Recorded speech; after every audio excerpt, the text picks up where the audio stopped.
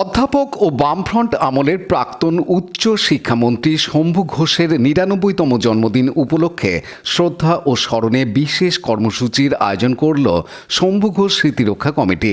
চুঁচুড়ার তোলা ফটক মোড়ে অবস্থিত তার আবক্ষ মূর্তিতে মাল্যদান করে শ্রদ্ধা নিবেদন করেন কমিটির সভাপতি শিশির রঞ্জন চক্রবর্তী, সহ সভাপতি উত্তম মিশ্র, প্রাক্তন কাউন্সিলর প্রবীর রায়, সমাজসেবী আনন্দ মণ্ডল সহ অন্যান্য নেতৃবৃন্দ ও স্থানীয় বাসিন্দারা।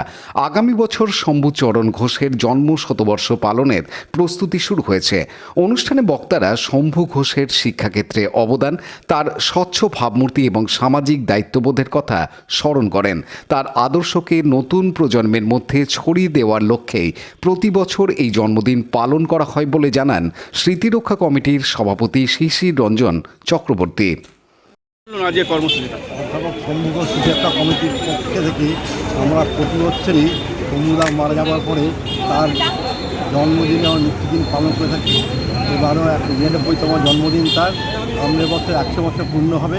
সামনের বছর অনুষ্ঠান আরও বড় করে করার ইচ্ছা আছে এবং আমরা এই অঞ্চলের যত লোক আছি, বামপন্থী আন্দোলনের লোক সবাই শম্ভুদাকে এক চিত্তে পালন করি। এই আমাদের এই বাম আন্দোলনের অন্যতম পরিকৃত ছিলেন। শম্ভুদা প্রথম জীবনে কলেজ জীবনে মহসিন কলেজের ছাত্র ছিলেন।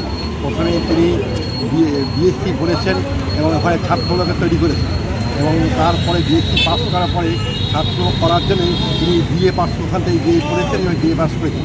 পরবর্তীকালে ছাত্র নেতা, যুব নেতা হয়ে শম্ভু ঘোষ আগে ভারতের একজন নেতা ছিলেন বামপন্থী আন্দোলনের। আমাদের ওয়ার্ড ব্লকের তিনি অন্যতম পদক্ষেপ। তার আদর্শ অনুসরণ করেই আমরা এই সবাই এখানে সমবেত হয়েছি এবং আশা করব যে আরও উত্তরোত্তর তার এই কর্মসূচি যাতে আমরা আরও ভালো সুন্দরভাবে সুঠামভাবে পালন করতে পারি তার চেষ্টা করব। এবং আমাদের 15ই জুন শম্ভুদার মৃত্যুদিন, ওই দিন আমরা শাম্বুর ঘাটে তার মৃত্যুদিন পালন করব প্রতি বছরই। রাজেশ মণ্ডলের report, Hooghly TV. Like, share, subscribe করুন হুগলি টিভি। খবর এখন বুক পকেট।